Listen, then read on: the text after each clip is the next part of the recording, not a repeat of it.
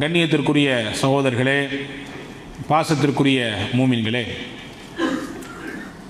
திருக்குரானிலே அல்லாஹ் சூரா பக்ராவிலே மூமினின் துவா எப்படி இருக்கும், ஒரு இறை நம்பிக்கையினுடைய வட்டத்திற்கு வராதவரின் பிரார்த்தனை எப்படி இருக்கும் என்பதை அல்லாஹ் வேறுதிருத்து காண்பிக்கிறான். அதுவும் குறிப்பாக எங்கே சொல்கிறான், எந்த இடத்தில் சொல்கிறான்? இஸ்லாத்தில் 50 கடமைகளில் ஒன்று ஹஜ்ஜி. ஹஜ்ஜின் கடமை இது 5 பெரும் கடமைகளில் முக்கியமானது. நிறைய பேர் 5வது கடமை நினைவு வச்சிருக்காங்க. அது 5வது கடமை இல்லை, 5 கடமையில் ஒன்று. எனவே கடைசி கடமை கடைசி காலத்திலே பார்த்துக் கொள்ளலாம் என்று நினைப்பவர்களும் உண்டு. அது தவறான புரிதல். இப்போ அந்த 5 கடமைகளில் ஒன்றான ஹஜ்ஜை குறித்து அதனுடைய நுசுக்குகளை Karim's biryani paradise at liberty and catering services, கோடம்பாக்கத்தின் அறுசுவை அடையாளம். அதனுடைய கிரிகைகளை எல்லாம் பேசிவிட்டு அதனுடைய தொடரிலே அல்லாஹ் சொல்கிறான். 2 விதமான சாரார்கள் இருக்கிறார்கள். ஒருவரின் பிரார்த்தனை எப்படி இருக்கும்? வமினன் நாசிமை யகூலு ரப்பனா ஆத்தினா ஃபித் துன்யா, இறைவா எனக்கு துன்யாவில் எல்லாவற்றையும் கொடு என்று கேட்பார். அத்தோடு நிறுத்திக் கொள்வார். அவரின் பிரார்த்தனை ஒட்டுமொத்தமும் துன்யாவை சுத்தித்தான் இருக்கும், உலகத்தை சுத்தித்தான் இருக்கும். அல்லாஹ் அந்த வசனத்தை முடிக்கிறான், ஒமா லஹு ஃபில் ஆখিরাতি மின் ஹலாக், ஆখিরাத்திலே அவருக்கு எந்த நலவும் கிடைக்காது, எந்த நலவும் கிடைக்காது. சொல்லிட்டு அடுத்து சொல்றான், ஒமின்ஹும், இன்னும் மனிதர்களிலே இப்படியும் ஒரு கூட்டம் உண்டு. அவர்களின் பிரார்த்தனை எப்படி இருக்கும்? ரப்பனா ஆத்தினா ஃபித் துன்யா ஹஸனா வ ஃபில் ஆখিরাতি ஹஸனா வ கினா அஸாபன்னார். 3 அம்சங்களை முக்கியமாக அல்லாஹ்விடத்திலே கேட்பார்கள். இறைவா, துன்யாவிலும் எங்களுக்கு நன்மையை கொடு, நலவை கொடு, மறுமையிலும் எங்களுக்கு நலவை கொடு, நரக நெருப்பின் வேதனையிலிருந்து எங்களை காத்து ரட்சித்து விடு என்று கேட்பார்கள். அல்லாஹ் சொல்லிட்டு சொல்றான், உலாயிக லஹும் நஸீபும் மிம்மா கஸபு, இவர்களுக்கு அல்லாஹ்வின் புறத்திலிருந்து மிகச்சிறந்த கைர், இவர்கள் சம்பாதித்ததிலே அல்லாஹ் கொடுப்பான் என்று சொல்லிவிட்டு இவர்கள்தான் உண்மையான வெற்றியாளர்கள் என்று அந்த வசனத்தை அல்லாஹ் முடிக்கிறான். அப்போ அன்புக்குரிய சகோதரர்களே, இந்த 2 கூட்டத்தில் 2வது கூட்டத்தாராக நாம் இருக்க வேண்டும். நம் எல்லோருக்குமே தெரிந்த துவா தான் இது. ஒவ்வொரு நாளும் நம்முடைய கூட்டு பிரார்த்தனையாகட்டும், தனிப்பட்ட முறையிலே கேட்கக்கூடிய துவாவாகட்டும், இந்த துவாவை ஓதாமல் யாரும் இல்லை. ரப்பனா ஆத்தினா ஃபித் துன்யா ஹஸனத்தம் வ ஃபில் ஆখিরাতি ஹஸனத்தம் வ கினா அஸாபன்னார். நபி ஸல்லல்லாஹு அலைஹி வஸல்லம் அதிகமாக ஓதிய துவா இது. அதில் சய்யிதனா அனஸ் இப்னு மாலிக் ரலியல்லாஹு சொல்கிறார்கள், இப்னு கஸீரினுடைய விரிவுரையிலே வருகிறது, நபி ஸல்லல்லாஹு அலைஹி வஸல்லம் அதிகமாக இந்த துவாவை திரும்ப திரும்ப ஓதிக்கொண்டே இருப்பார்கள். எனவேதான் நபிகள் சொன்னார்கள், புனித ஆலயமாம் காபாவை தவாஃப் செய்கிற பொழுது, வலம் வருகிற பொழுது, அந்த காபாவிற்கு 4 மூலைகள் இருக்கிறது, 4 கார்னர்கள் இருக்கிறது. எந்த பக்கத்தில் போகிற பொழுதும் எந்த துவாவையும் அல்லாஹ்விடத்திலே கேட்கலாம்.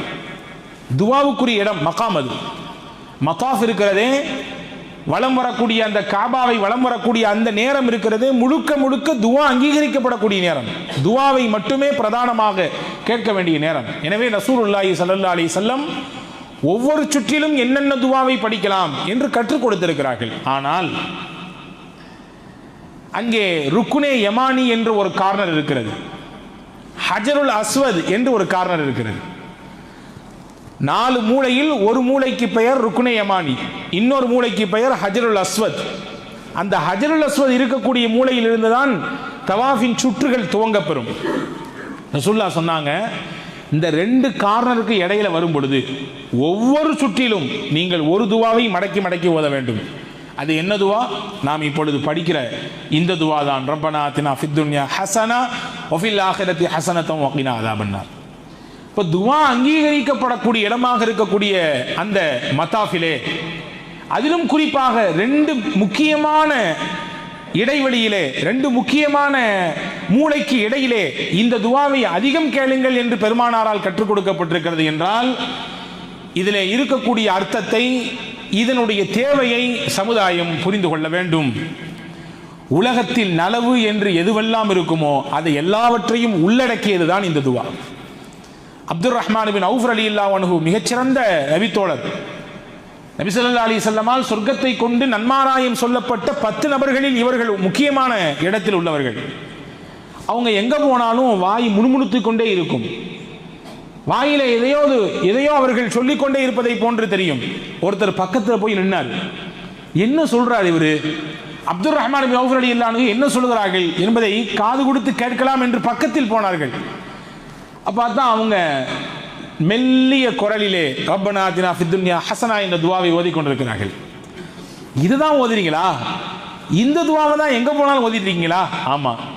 இதில் அப்படி என்ன இருக்கு என்று ஹஜ்ரத் அப்துர் ரஹ்மான் பின் அவுஃப் ரலியல்லாஹு இடத்திலே கேட்டபொழுது ஹஜ்ரத் அப்துர் ரஹ்மான் பின் அவுஃப் ரலியல்லாஹு சொன்னார்கள், உலகத்தில் என்ன நலவு உண்டோ எல்லா நலவையும் அல்லாஹ் இந்த துவாவிலே உள்ளடக்கி விட்டான். உலகத்தில் என்னென்னவெல்லாம் தீங்கு உண்டோ, என்னென்னவெல்லாம் ஷர் இருக்கிறதோ அந்த அத்துணை தீங்கை விட்டும் பாதுகாப்பை வேண்டி அல்லாஹ் இந்த துவாவிலே வைத்து விட்டான் என்று ஹஜ்ரத் அப்துர் ரஹ்மான் பின் அவுஃப் ரலியல்லாஹு அன்ஹு சொல்வார்கள் என்பதாக பார்க்கிறோம். அன்புக்குரிய சகோதரர்களே, அவ்வளவு உயர்தரமான துவாவை தான் நாம் ஒவ்வொரு நாளும் ஒவ்வொரு வேளை தொழுகையிலும் ஒவ்வொரு தடவை துவாவுக்காக வேண்டி கையை ஏந்தக்கூடிய நேரத்திலும் ஓதுகிறோம் என்பதை நாம் கவனத்தில் கொள்வோம். நபி ஸல்லல்லாஹு அலைஹி வஸல்லம் அவர்களின் உயர்தரமான சுன்னத்துகளில் ஒன்று, யாருக்கு நோய் ஏற்பட்டு விட்டாலும் நேரடியாக வீட்டுக்கு போவார்கள், நலம் விசாரிப்பார்கள், ஆறுதல் சொல்வார்கள், அவர்களுக்காக வேண்டி துவா செய்வார்கள். அவரின் வேதனையை குறைப்பதற்கு தன்னால் ஆன நாவிலால், வார்த்தைகளால், அவருக்கு கேட்கக்கூடிய பிரார்த்தனைகளால் அவருக்கு ஆறுதல் கொடுப்பார்கள். அப்படி ஒரு நாள் ஒரு சஹாபியின் வீட்டுக்கு போகிறார்கள். உடம்பு சோமுல்ல, வீட்டில் படுத்த படுக்கையாக இருக்கிறாரு அப்படின்ற செய்தியை கேள்விப்பட்டு நபி ஸல்லல்லாஹு அலைஹி வஸல்லம் நபி தோழர்களை அழைத்து கொண்டு ஒரு வீட்டுக்கு போனாங்க. பார்த்தா ஒரு நல்ல ஆஜானு பாகுவான உடல் கட்டுள்ள மனிதனாக இருந்தவர் குருவியை போன்று அப்படியே சுருண்டு கிடக்கிறார். நோய் யாரைத்தான் விட்டது? மனுஷனுடைய உண்மை நிலை என்ன, அவனின் பலகீனம் என்ன என்பதை தெரிய வேண்டுமானால் நோய்க்கு முகம் கொடுக்க வேண்டும். உடம்பு சரியில்லை என்ற நிலை வருகிற பொழுதுதான் நம்முடைய பலகீனம் என்ன என்பது நமக்கே புரியும். அதுவரை ஆச்சா பூச்சான்னு பேசியிருப்போம், அப்படி நடந்திருப்போம், இப்படி நடந்திருப்போம். ஆனால் ஒரு சின்ன தலைவலி, ஒரு சின்ன வயிற்றுப்போக்கு, ஒரு சின்ன வலி அல்லது வேதனை அப்படியே படபடுத்து விடவெடுத்து போய் விடுவோம் இல்லையா? இப்போ இந்த நபி தோழருக்கு உடம்பு சரியில்லை, குருவியை போன்று சுருங்கி விட்டார், உடலெல்லாம் வத்தி போச்சு.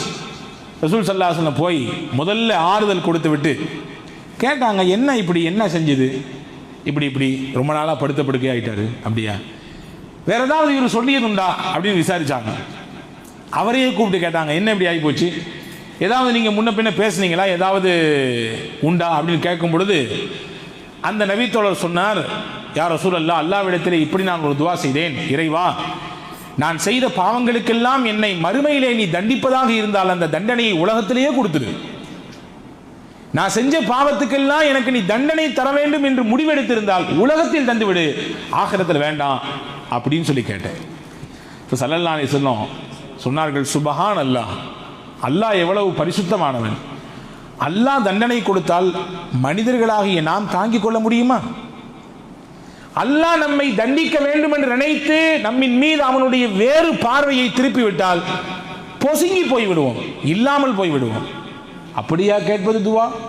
நீங்கள் இப்படி அல்லவா கேட்க வேண்டும். ஹல்லா குல்த அல்லாஹும்ம ஆத்தினா ஃபித் துன்யா ஹஸனத்தன் வ ஃபில் ஆখিরাতি ஹஸனா. இறைவா, எனக்கு துன்யாவிலும் நல்லதை கொடு, ஆகிரத்திலும் நல்ல கொடு, என பாவத்தை மன்னிச்சிரு, என்னுடைய வேதனையை நீ என் கண் முன்னால் காட்டிவிடாத என்றல்லவா துவா செய்ய வேண்டும். இப்படி துவா செய்யலாமா என்று பெருமானார் ஸல்லல்லாஹு அலைஹி வஸல்லம் அவர்கள் அவருக்கு கற்றுக் கொடுத்து விட்டு அவருடைய நலனுக்காக வேண்டி, அவருடைய ஆரோக்கியத்திற்காக வேண்டி துவா செய்துவிட்டு வந்தார்கள் என்ற வரலாற்று குறிப்பை பார்க்கிறோம். அப்போ எப்படி கேட்கணும் முறை அப்படிங்கிறது கற்றுறாங்க. துவாங்கிறது எப்படி கேட்கணும், அந்த கேட்கும் முறையிலே பிரதானமாக நீங்கள் துன்யாவையும் கேட்க வேண்டும், ஆகிராவையும் கேட்க வேண்டும். துன்யாவை எல்லாம் மொத்தமாக விட்டுட்டு ஆகிரத்தை மட்டும் கேட்கிறதோ அல்லது ஆகிரத்தை மொத்தமாக மறந்து விட்டு துன்யாவை மட்டும் கேட்பதோ ரெண்டுமே கூடாது. துன்யாவும் ஆகிராவும் மனிதருடைய ரெண்டு கண்ணை போன்று. 2 கண்ணில் எது வேணும்னு கேட்டால் நம்ம எது வேண்டாம்னு சொல்லுவோம். இது மட்டும் போதும் வலது கண்ணு, எனக்கு இடது கண்ணு வேணாம்னு சொல்ல முடியுமா? எனக்கு இடது கண்ணில் கொஞ்சம் பார்வை கொஞ்சம் லைட்டாக மங்கிக்கிட்டு இருக்கு, அது பார்வை போனால் போயிட்டு போகுது, வலது மட்டும் போதும் என்று நினைப்போமா? இல்லை, ரெண்டுமே தேவை, குறையாக இருந்தாலும் தேவை. அப்படித்தான் உலகமும் தேவை, ஆகிரத்தும் தேவை. உலகத்தின் தேவையை எப்படி அமைத்துக் கொள்ள வேண்டும்? அத்துன்யா மஸ்ரஅத்துல் ஆகிரா. இந்த உலகம் என்பது ஆகிரத்திற்காக வேண்டி உண்டான விளை நிலம். அங்கே நன்றாக இருப்பதற்காக வேண்டி, விவசாயம் செய்வதற்காக வேண்டி அல்லாஹ்வால் தரப்பட்ட, நல்ல விஷயங்களை விதைப்பதற்காக வேண்டி அல்லாஹ்வால் தரப்பட்ட ஒரு பெரிய பிரம்மாண்டமான விளைநில பூமி. இதிலே நாம் நன்மைகளை விதைத்தால் இதை எங்கே போய் அறுவடை செய்யலாம்? துன்யாவிலும் அறுவடை செய்யலாம், பிரம்மாண்டமான பலனை ஆகிரத்திலும் அறுவடை செய்யலாம். இப்போ ரெண்டுமே வேணும். ரெண்டில் ஒன்றை மட்டும் விட்டுட்டு இன்னொன்று மட்டும் கேட்கறதோ அல்லது ஒன்று போதும் என்று தன்னிறைவாகி கொள்வதோ ரெண்டுமே கூடாது. நம்மள மைனஸ் என்னன்னா, ஒன்று ஆகிரத்தை நினைத்தால் மொத்தமாக இதை எடுத்துக்கொண்டு துன்யாவை அப்படி ஓரஞ்சாரமாக விட்டு விடுகிறோம், அல்லது துன்யாவை மட்டும் வாரி அணைத்து கொண்டு ஆகிரத்தை மொத்தமாக மறந்துடுறோம். இதுதான் நம்மளிடத்தில் இருக்கக்கூடிய பெரிய குறை. ஆனால் சஹாபாக்கள் ரெண்டையுமே சரியாக பேலன்ஸ் பண்ணாங்க. துன்யாலையும் அவங்க ஜெயிச்சு காட்டினாங்க, ஆகிரத்திலும் ஜெயிப்பதற்கு வழிகளை நமக்கு சொல்லி தந்தாங்க. பாருங்க, ஹதீஸில் வருகிறது, அனஸ் பின் நதுர் ரலியல்லாஹு அன்ஹு ஒரு சஹாபி. இவங்க பத்ர் களத்தில் கலந்து கொள்ளலை, பத்ர் யுத்தத்துக்கு வரல. பத்ரிங்கிறது ஒரு பெரிய அந்தஸ்து. பத்ர் யுத்தத்தில் கலந்து கொள்ளக்கூடிய வாய்ப்பு எந்த சஹாபிக்கெல்லாம் கிடைக்கப்பட்டதோ உண்மையில் அவர்கள் மிகப்பெரிய அந்தஸ்துக்குரியவர்கள், மிகப்பெரிய அந்தஸ்துக்குரியவர்கள். பெருமக்கள் சொல்கிறார்கள், எவ்வளவு பெரிய பாக்கியத்திற்குரியவர்கள் என்றால், பத்ர் சஹாபாக்களின் திருநாமங்கள் சொல்லினால் அந்த பெயர்களை சொல்லி யார் துவா செய்கிறாரோ அல்லாஹ் அவருடைய துவாவை ஏற்றுக்கொள்வான். எவ்வளவு பெரிய பாக்கியத்துக்குரியவன்! எத்தனையோ நல்லவர்கள் பத்ர் சஹாபாக்களின் பெயரை மட்டும் சொல்லி சொல்லி முஹப்பத்திலே இறை காதலர்களாக மாறியிருக்கிறார்கள், இறைவனுக்கு நேசம் பெற்றவர்களாக உயர்ந்திருக்கிறார்கள் என்று நமக்கு முன்னோர்கள் சொல்லித் தருகிறார்கள். அவ்வளவு பெரிய அந்தஸ்து. அவருக்கு என்னமோ பத்ரிலே கலந்து கொள்ளக்கூடிய வாய்ப்பு கிடைக்கல. ரசூல் ஸல்லல்லாஹு அலைஹி வஸல்லம் சொன்னார், யா ரசூலல்லாஹ், பத்ரில் கலந்து கொள்கிற வாய்ப்பு எனக்கு கிடைக்கல, ஆனால் அடுத்து ஒரு வாய்ப்பு கிடைச்சா நான் யாருன்றதை நீங்கள் பார்ப்பீங்க, நான் யாருன்றதை நீங்கள் பார்ப்பீங்க. இது வெற்று வார்த்தை அல்ல, வீரா வசனம் இல்லை, உண்மையிலேயே அல்லாஹ்விற்காக வேண்டி உளப்பூர்வமாக என்னை நான் அர்ப்பணம் செய்வேன், அது உண்மையா இல்லையா என்பதை நீங்கள் காணுவீர்கள் அப்படின்னு சொன்னாங்க. பாருங்க, நமக்கு பல நேரங்களிலே நம்முடைய எண்ணங்களை, நம்முடைய ஆசைகளை அடைவதற்காக வேண்டி இறை கட்டளைகள் நம்மை விட்டு ஒதுங்கி விடுகிறது. நம்முடைய தேவைகளை நிறைவு செய்வதற்காக வேண்டி ஆகிரத் என்பது ஓரம் கட்டி வைக்கப்படுகிறது. ஆனால் தேவைகளும் நிறைவு செய்யப்பட வேண்டும், அதே நேரத்தில் ஆகிரத்தையும் அல்லாஹ்வையும் மறக்காமல் இருக்க வேண்டும். இதுதான் உண்மையான இறை நம்பிக்கையாளரின் அடையாளம். உஹது களம் வாய்ப்பு கிடைத்தது அனஸ் பின் நதுர் ரலியல்லாஹு தஆலா அவர்களுக்கு. ரொம்ப பெரிய வயசுனா இல்லை, ஒரு நடுத்தரமான வயசு தான். அந்த களத்திற்கு வந்த உடனே அவர் சொன்னார், நிச்சயம் நான் அல்லாஹ்வின் தூதரிடத்தில் வாக்கு கொடுத்திருக்கிறேன், பத்ரில் கலந்துக்கல, இப்போ எனக்கு ஒரு வாய்ப்பு கிடைச்சிருக்கு, நிச்சயம் நான் யார் என்பதை அல்லாஹ்விடத்திலே நிரூபிப்பேன், என் இறை நம்பிக்கை எவ்வளவு உறுதியானது என்பதை அல்லாஹ்விடத்திலே காண்பித்துக் கொடுப்பேன். உஹது களத்தில் அல்லாஹ் ஒரு சோதனையை கொடுத்தான். முனாஃபிக்கீன்கள் எல்லாம் விரண்டு ஓடினார்கள். அதை பார்த்து சில சஹாபாக்களும் பின்வாங்கினார்கள். நிறைய பேர் ஓடினாங்க, எதிரிகளின் தாக்குதலை தாக்கு பிடிக்க முடியாமல். அப்படி சிலர் அவர்களும் திரும்பி போனார்கள். எதிரிகள் மொத்தமாக சூழ்ந்து விட்டார்கள். அந்த நேரத்திலே அனஸ் பின் நதுர் ரலியல்லாஹு அன்ஹு தன் தோழர்களில் ஒருவரான ஸஅத் ரலியல்லாஹுவை கூப்பிட்டு சொன்னாங்க, ஸஅத், இதோ எனக்கு முன்னால் உஹது மலை தெரிகிறது, உங்களுக்கும் தெரியும் தானே? ஆமா தெரியுது, ஆனா எனக்கு கொஞ்சம் வித்தியாசமா தெரியுது. உஹது மலையின் அடிவாரத்திலிருந்து சொர்க்கத்தின் நறுமணம் கமழுகிறது அப்படின்னு சொன்னார். சொர்க்க வாடை என்னை அப்படியே கவர்ந்து இழுக்கிறது உஹதின் அடிவாரத்தில், மலை அடிவாரத்தில் இருந்து என்று சொல்லிவிட்டு தன் கையில் வச்சிருந்த ஒரு சில சின்ன சின்ன பேரித்தம்பழ துண்டுகள், வாய்ப்பு இருந்தால் சாப்பிட்டு இருக்கலாம், தூக்கி ஓரம் கட்டிவிட்டு, இதை விட பெருசு எனக்கு அந்த சொர்க்கத்தின் நறுமணம், அதை அடைய வேண்டும் என்று போனார். சுத்தி வளைக்கப்பட்டார். 10க்கும் அதிகமான நபர்கள் தாக்கு பிடிக்கிற அளவிற்கு பிடித்தார், எதிர்கொண்டார். கடைசியிலே 10 நபர்கள் மேலே சுத்தி வளைத்து அனஸ் இப்னு நதரை கொத்து கொத்தாக துண்டு துண்டாக வெட்ட துணிந்தார்கள். இறுதியில் யுத்தம் முடிந்தது. யாரெல்லாம் இந்த உஹதிலே ஷஹீத் என்பதை நபிகள் பார்த்து வர சொன்னார்கள், அடையாளம் காணப்பட்டு இன்ன நபர்கள் எல்லாம் இந்த யுத்த களத்திலே ஷஹீதாக இருக்கிறார்கள் என்பதை உறுதிப்படுத்தப்பட்டது. ஒரு உடல் மட்டும் சிதைந்து கிடக்கிறது, அடையாளமே தெரியல. யாருடைய உடல்? முகம் தெரியல, அடையாளம் தெரியவில்லை. சுமார் ஏறத்தாழ 80க்கும் அதிகமான காயங்கள் உடம்பு முழுக்க. கடைசியில அவருக்கு சொந்தக்கார பெண்மணி, அவர்களுடைய அனஸ் இப்னு நதர் ரலியல்லாஹு அன்ஹு மிக நெருங்கிய உறவுக்காரர் பெண்மணி தான் வந்து இது அனஸ் இப்னு நதர் தான் என்ற அடையாளம் காண்பித்து அவர்தான் ஷஹீதாக இருக்கிறார் என்பதை உறுதிப்படுத்தினார். பெருமானார் ஸல்லல்லாஹு அலைஹி வஸல்லம் அப்ப சொன்னாங்க, அல்லாஹ்விடத்திலே இவர் கொடுத்த வாக்குறுதியை நிறைவேற்றி விட்டார், அல்லாஹ்வும் இவருக்காக வேண்டி வசனத்தை இறக்கி விட்டான். மினல் மூமினீன ரிஜாலுன் ஸதகு மா அஹதுல்லாஹ் அலைஹி. மூமின்களிலே இப்படியும் சிலர் இருக்கிறார்கள், அல்லாஹ்விடத்திலே ஒரு உடன்படிக்கை செய்து விட்டால் அதுல உண்மையா இருப்பாங்க. அல்லாஹ்விடத்திலே ஒரு வாக்கு பிரமாணம் செய்து விட்டால் அதிலே உண்மையானவர்களாக தங்களை காட்டிக் கொள்வார்கள். இவர் விஷயத்துல தான் இந்த வசனமே இறங்கி இருக்குன்னாங்க ஹஜ்ரத் ரசூலுல்லாஹி ஸல்லல்லாஹு அலைஹி வஸல்லம்.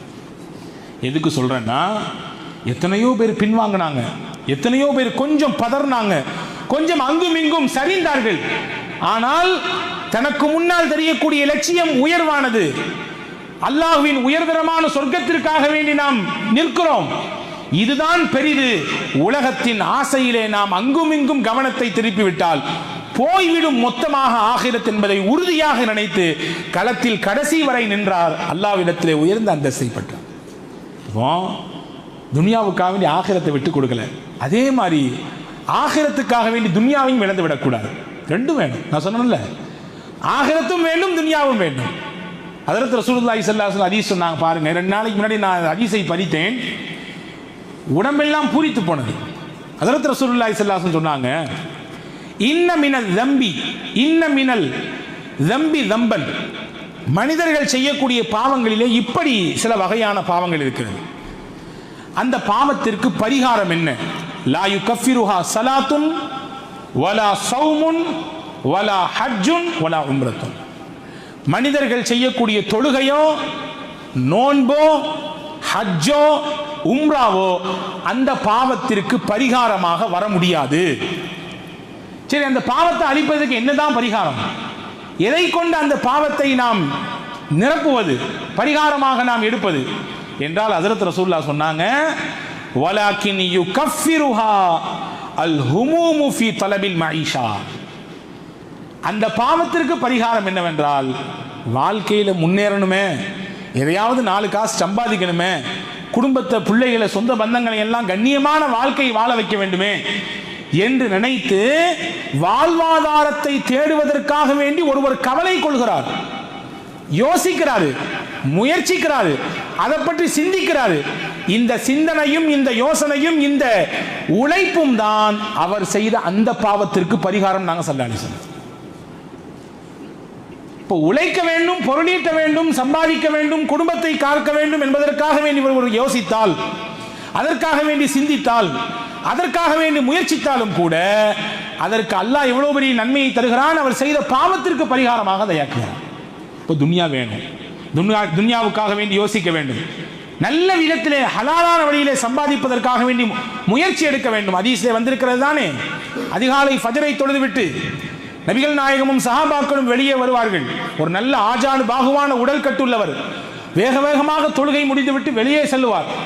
வந்தவர்கள் சொல்வார்கள், நல்ல உடல் கட்டு, நல்ல பலமான ஆளா இருக்காரு, இவர் போர்க்களத்துக்கு வந்தால் நல்லா இருக்குமே அப்படின்னு சொல்லி சஹாபாக்கள் சொல்ல, அல்லாஹ்வின் பாதைக்கு வரலாமே என்று சொல்ல, ஹஜ்ரத் ரசூலுல்லாஹி ஸல்லல்லாஹு அலைஹி வஸல்லம் சொன்னாங்க, இவர் சம்பாதிக்க போகிறார், இவர் நோக்கம் தன் சின்ன பிள்ளைகளை நல்ல முறையிலே வளர்த்து உருவாக்க வேண்டும், தன் வயதான பெற்றோர்களை பராமரிக்க வேண்டும், அவர்களுக்கு நல்ல விதத்திலே கவனித்துக் கொள்ள வேண்டும், தான் சுயமரியாதையோடு வாழ வேண்டும், யாரிடத்திலும் கையேந்தாமல் வாழ வேண்டும், யாரையும் எதிர்பார்க்காமல் வாழ வேண்டும் என்ற நோக்கிலே இவர் உழைக்க சென்றால் இவர் செல்லும் ஒவ்வொரு நிமிடமும் அல்லாஹ்வின் பாதைதான். ஒவ்வொரு அடியும் அல்லாவின் பாதை தான். இதுக்கு மாற்றமாக பெருமை அல்லது நிறைய சம்பாதிச்சு வச்சிருக்கேன், நிறைய சேர்த்தி வச்சிருக்கேன், ஊர்ல எனக்கு ஒரு பெரிய அந்தஸ்து இருக்கு என்பதற்காக வேண்டி மென்மேலும் ஒருவர் சம்பாதிக்கிறார். அந்த பாதை ஷைத்தானின் பாதை என்று நபிகள் நாயகம் ஸல்லல்லாஹு அலைஹி வஸல்லம் அவர்கள் சொன்னார். இப்போ உழைக்க வேண்டும் என்பதை தூண்டிய மார்க்கம் இஸ்லாம். ஒட்டு மொத்தமாக ஆகிரத்துக்காக துன்யாவை மொத்தமாக விட்டுட்டு வந்துரு அப்படின்னு சொல்லி குர்ஆன்ல எங்கேயுமே அல்லாஹ் சொல்லல. நபி ஸல்லல்லாஹு அலைஹி வஸல்லம் எங்கேயுமே அங்கே அப்படி ஒரு வார்த்தையை சொல்லியிருக்கிறதாக நாம் பார்க்க முடியவில்லை. இன்னும் சொல்ல போனால் அல்லாஹ் குர்ஆனிலே சொல்லுகிறான், ஹுவல்லதி ஜஅல லக்குமுல் அர்த ஸலூலா. அல்லாஹ் எப்படிப்பட்டவன் என்றால் இந்த பூமியை உங்களுக்கு அல்லாஹ் வசப்படுத்தி கொடுத்திருக்கிறான். இந்த பூமியை ஃபம்ஷூ ஃபீ மனாகிபிஹா வ குலூ மிர் ரிஸ்கி. இந்த பூமியினுடைய மார்பின் மீது ஏறி நீங்கள் அங்கும் இங்கும் சுத்தி போங்கள், உலகத்தின் நாலாபுறத்திற்கும் செல்லுங்கள், உங்கள் ரிஸ்கை நீங்கள் தேடுங்கள். அல்லாஹ் சொல்றான். தேடாம உட்காராதீங்கன்றான் அல்லாஹ். இன்னொரு இடத்துல பாருங்கள், ஜும்மாவினுடைய வசனத்தை வருகிற பொழுது அல்லாஹ் சொன்னான், இதா குதியத்தி ஸலாத்து ஃபன்தஷிரு ஃபில் அர்தி வப்தகு மின் ஃபத்லில்லாஹ். ஜும்மாவுக்கு பாங்கு கொடுக்கப்பட்டு விட்டால் நீங்கள் வியாபாரத்தை விட்டுருங்க, தொழிலை விட்டுருங்க. அதுக்கு மேல லட்சம் ரூபாய் சம்பாதித்தாலும் அது ஹராம். பாங்கு சொல்லப்பட்டு விட்டது என்றால் ஃபஸவு இலா திக்ரில்லாஹ், இறைவனை நினைவு கூறுவதற்காக வேண்டி வேகமாக வாருங்கள் பள்ளிவாசலுக்கு சொன்னானா. இதனுடைய அடுத்த வசனத்தை பாருங்க, இதா குதியத்தி ஸலா, தொழுக முடிஞ்சிருச்சா பறந்து விரிந்து பூமியிலே போங்கள், வப்தகு மின் ஃபத்லில்லாஹ், அல்லாஹ்வுடைய ஃபضல் நிறைய கொட்டி கிடக்குது, அல்லாஹ்வுடைய கிருபை நீங்க அள்ளிக்கங்கன்றான் அல்லாஹ். இப்போ உலகத்தின் மீது ஆசை இல்லாமல் மொத்தமாக துறந்து வாழக்கூடிய வாழ்க்கையை இஸ்லாம் விரும்பல. உலகம் வேணும், உலகத்தினுடைய செல்வம் வேண்டும், உலகத்தினுடைய ஆசாபாசங்கள் வேண்டும், சம்பாத்தியம் வேண்டும், உழைப்பு வேண்டும். அதே நேரத்தில் சிந்தனை எப்படி இருக்க வேண்டும், சிந்தனை எப்படி இருக்க வேண்டும், எல்லாம் வேணும். இதை மொத்தமாக எடுத்துக்கொண்டு மொத்தமாக ஆகிரத்தை மறந்து வாழக்கூடிய வாழ்க்கை அல்ல. இதோடு சேர்த்த ஆகிராவினுடைய நினைப்பும் எல்லா நேரத்திலும் மனதிலே இருக்க வேண்டும். ரிஜாலுல் லா துல்ஹீஹிம் திஜாரத்துன் வலா பைஉன் அன் ஸிக்ரில்லாஹ். அல்லாஹ் சொன்னான், நல்லோர்களின் அடையாளம் என்ன? லா துல்ஹீஹிம் திஜாரத்துன் வலா பைஉன், அவர்கள் செய்யக்கூடிய தொழிலோ வியாபாரமோ அவர்கள் கொடுக்கல் வாங்கல் செய்யக்கூடிய அந்த நிலையோ அவரை அல்லாஹ்வின் நினைவை விட்டும் திருப்பாதுன்றான் அல்லாஹ். அப்ப கரெக்டா அந்த நேரம் வரும் பொழுது தொழுக அவரை உந்தி தள்ளும், போய் அல்லாஹ்வை வணங்கு, அல்லாஹ்வை மறந்து உட்கார்ந்து விடாதே என்று சொல்லும். அப்படி சொல்லக்கூடிய நபராக நாம் இருக்கிறோமா என்பதை நாம் கவனத்தில் கொள்ள வேண்டும். ஹஜ்ரத் ரசூலுல்லாஹ் சொன்னாங்க, மன் கானத் ஆகிரத்து மன் கானத்தில் ஆகிரத்து ஹம்முஹு, யாருடைய எண்ணம் நினைப்பு எல்லாம் ஆகிரத்திலையும் நம்ம ஜெயிக்கணும் என்ற எண்ணம் வந்து போனதோ அல்லாஹ் அவருக்கு தரக்கூடிய ரிஸ்கை கொண்டு அவருக்கு போதுமான நிலையை ஏற்படுத்தி தருவான். ஒன்று. ரெண்டாவது, அவருக்கு என்னவெல்லாம் வந்து சேர வேண்டுமோ எல்லாத்தையும் சேர்த்தி கொடுப்பான். ரெண்டு. மூணாவது, வஹிய ராகிபா, துன்யாவை அவர் காலு கீழே அல்லாஹ் கொண்டு வந்து கொடுப்பான். ஏன்? இவர் சிந்தனை எண்ணம் எல்லாம் ஆகிரத்திலே தோர்த்து விடக்கூடாது என்று எண்ணம் இருக்கிறது, துன்யாவை கொண்டு வந்து கொடுப்பான் அல்லாஹ். அடுத்த விஷயத்தை பாருங்க, ஒமன் கானத்தி துன்யா ஹம்முஹு, யாருடைய எண்ணம் சிந்தனை கவலை ஒட்டு மொத்தமாக அவருடைய மனதிலே நிறைந்திருக்கிறது துன்யா துன்யா துன்யா துன்யா, இப்படி இருந்தால் என்னெல்லாம் கிடைக்கும் பாருங்க. ஜஅலல்லாஹுல் ஃபக்ர பைன ஐனைஹி, ஏழ்மையை தேவையை அல்லாஹ் அவருக்கு வச்சுக்கிட்டே இருப்பான், தன்னிறைவை தரவே மாட்டான். தேவை இருந்துட்டே இருக்கும், ஏழ்மை வந்துகிட்டே இருக்கும், தன்னிறைவே வராது. ஒன்று. ரெண்டாவது, வஃபர்ரக அலைஹி ஷம்லா, அவருக்கு தேவையானதை அப்படி பிரிச்சு பிரிச்சு போட்டுருவான் அல்லாஹ், மொத்தமாக தரமாட்டான், பிரித்து பிரித்து போட்டு விடுவான் அவருடைய தேவைகளை. அடுத்து சொன்னா அல்லாஹ்வின் தூதர் சொன்னார்கள், வலம் யதீஹி மின துன்யா இல்லாமா குத்திரலா, எந்த துன்யாவைக்காக வேண்டி எண்ணம் கொண்டு அவர் சதாவும் இருக்கிறாரோ அந்த துன்யா அவர் புரிஞ்சுக்கணும், அவருக்கு என்ன எழுதப்பட்டிருக்கோ அதுதான் வரும், அவருக்கு என்ன எழுதப்பட்டிருக்கோ அதுதான் வரும் என்று அவர் புரிந்து கொள்ள வேண்டும் என்று அன்னலம் பெருமானார் ஸல்லல்லாஹு அலைஹி வஸல்லம் சொன்னாங்க. ஆக மொத்தத்திலே துன்யாவும் வேண்டும் ஆகிராவும் வேண்டும், ரெண்டுக்காக வேண்டியும் நாம் வாழ வேண்டும். குறிப்பாக ஆகிரத்தை நாம் அடைவதற்காக வேண்டி துன்யாவையும் விட்டுவிடக்கூடாது, துன்யாவை அடைந்து கொள்ள வேண்டும் என்பதற்காக வேண்டி ஆகிரத்தையும் மொத்தமாக விட்டுவிடக்கூடாது. ரெண்டையும் பேலன்ஸ் பண்ணி வாழக்கூடிய வாழ்க்கை வாழ வேண்டும் என்பதை தான் மேலே சொன்ன இந்த துவா நமக்கு கற்றுத்தருகிறது. வல்ல ரஹ்மான் அல்லாஹ் நம் எல்லோருக்கும் தௌஃபீக் செய்வானாக. அப்படிப்பட்ட உயர்ந்த நல்வாழ்க்கை வாழ்வதற்கு அல்லாஹ் அருள் செய்வானாக. ஆமீன். வாஹிரு தாவான் அல்ஹம்துலில்லாஹி ரப்பில் ஆலமீன். அஸ்ஸலாமு அலைக்கும்.